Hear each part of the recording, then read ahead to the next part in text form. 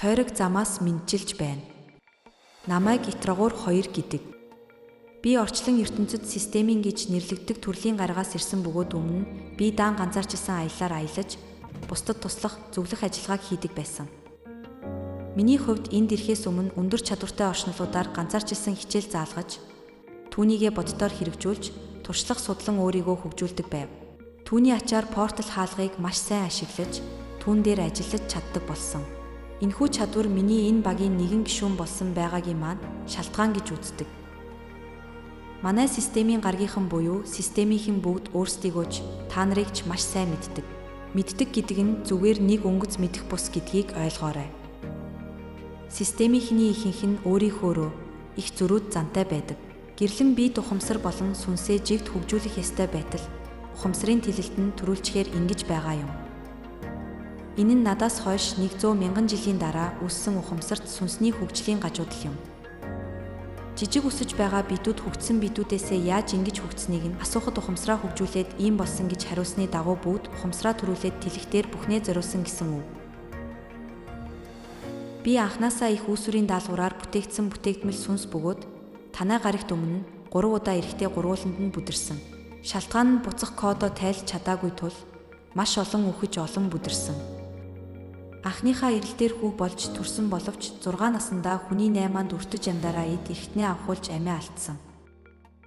Дараагийн эрэлтүүдээр өвс, ургамал болоод буцаж хүн болох ухаанаа олохгүй бүдэрсээр 4 дахь эрэлт дээрээ зүүн өмнөд Азид эмэгтэй хүн болж төрсөн. Мод түүгээд далайн эргээр явж байтал нарлаж байсан матар гинэд дайрч нэг хөлийг минь өмхөөд авсан. Нөгөө хөлөөрөө матрын амийг нээх гээд тэрч байтал өөр нэг матар дайраад 2 хөлөө хоёуланг нь алдав. Модноос зурч байж тэднээс мөлтрөн нуруундаа үрч явсан өргөвчийг уйсан уяагаар хөлийн цусаа боож байж амьд үлдсэн. Тэр үед хүмүүсийн амьдрал дорой байсан тул надад идэх хоол ч олддоггүй байлаа. Амьдрахын эрхэнд цөхрөнгөө барахтаа дэшээ тэнгэр лүү харж байгаад тэнд хин нэгэн байвал надад яаж өгөхгүй амьдрахад минь туслаач гэж олон дахин гуйсны хүчинд сүүн галактикийн зөвлөлийн нэг гишүүн надад ирж тусалсан. Тэрхүү зөвлөлийн гишүүн надад астрал аялал хийхийг зааж өгснөөр би бүхнийг ухаарч хувь оршнолуудаар хичээл заалган өөрийгөө хөгжүүлж гэрлээрээ дээд биетэйгээ холбогдож байж буцах кодоо тайлав. Эцэст нь хэд сагсуу байсандаа дахин дэлхийд ирж өөрийгөө сорьсон бөгөөд энэ нь буруу гэдгийг ойлгосон юм.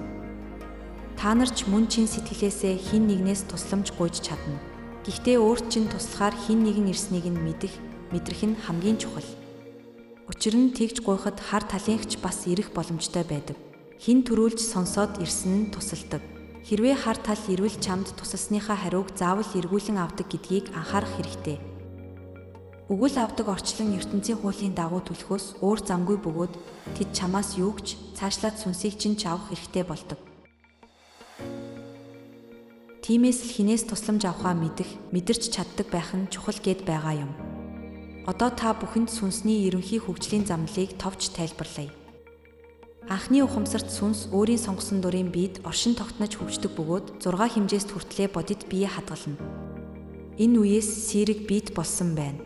7 хэмжээстэд бүрэн сэрэг биед болсон байдаг. 8 хэмжээстээс дээшлэх тутам энергийн биед рүү шилжинэ. Сэрэг биед бол дүрстэй, энергийн биед бол дүрсгүй байдаг гэж ойлгож болно. Харин 10 хэмжээст хүрэхэд цул энергийн биед болоод түүнээс дээш хөгцөөр байж энергийн сэрэг биед болно. 13 хэмжээст хүрэхэд гэрлэн биед болдог. Энергийн биед энергийн хүчээр ажиллах зарчимтай. Энэ үед сүнсний хөгжил хансан байх ба ухамсар тэлэх зам нээлттэй хിവэр байдаг. Гэрлэн биед болохоор хүчээр үйлдэх шаардлагагүй. Уусах шинж чанартай учир зохицлын аргаар бүх зүйлийг үйлдэнэ. Энэ үед ч ухамсар хөгжих сул орон зай байсаар л байна. Гэрлэн биед болсон хойноо эхний санамжуудаа тусгай төхөөрөмжөнд хадгалж болдог ба ингэж ухамсарын тэлэлт хийх орон зайг шинээр үүсгэж болно. Хэрвээ та нар эцсийн шатандаа хүрвэл ийм уусмал шинж чанартай асар хүчтэй гэрэл болно. Хүний биед оршин туулалт хийн өөрийгөө хөгжүүлж байгаа ухамсарт сүнс буюу жижиг гэрэл танд амжилт хүсье.